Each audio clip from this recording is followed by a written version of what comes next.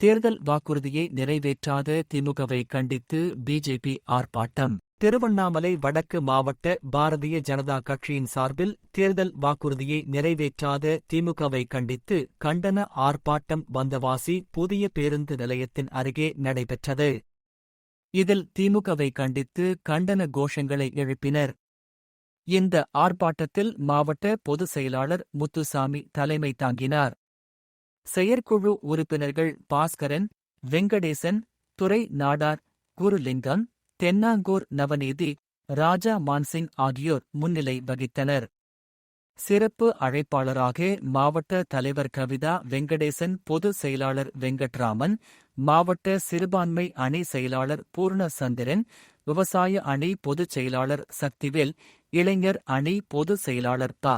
மணிகண்டன் ஆகியோர் கண்டன உரையாற்றினார். இறுதியில் நகர தலைவர் சுரேஷ் நன்றி கூறினார். வந்தவாசி நிருபர் அசோக மழை தாசன். செய்திகள் வாசிப்பது மதன்ராஜ். ஏன்னு கேட்டீங்கன்னா திமுக அரசாங்கம் பயப்படுகிற கட்சி இந்த கட்சி பாரதிய ஜனதா கட்சி மட்டும்தான்.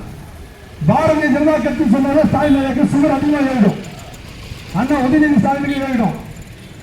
அதனால பாத்தீங்கன்னா வந்தவாசி சட்டமன்றத்தில் குறிப்பாக இந்த சட்டமன்றத்துடைய எம்எல்ஏ அண்ணா அம்பேத்குமார் அவர்கள் 2 முறை எம்எல்ஏ தேர்ந்தெடுக்கப்பட்டார். 2 முறை எம்எல்ஏ தேர்ந்தெடுக்கப்பட்டு வந்தவாசி சட்டமன்றத்தில் 282 பூத்துல எந்த பூத்துக்குமே பிரயாணம் பண்ணி அந்த மக்களுக்கு உண்டான கோரிக்கையை நிறைவேற்றவில்லை. நேரா சென்னைக்கு போறாரு, சென்னையில இருக்கிறாரு. அப்புறம் மாசம் ஒரு நாள் ஏதோ ஒரு பொதுக்கூட்டம், மற்றபடி பார்த்தீங்கன்னா ஒரு செயல்முறை கூட்டம் அட்டன் பண்ணிட்டு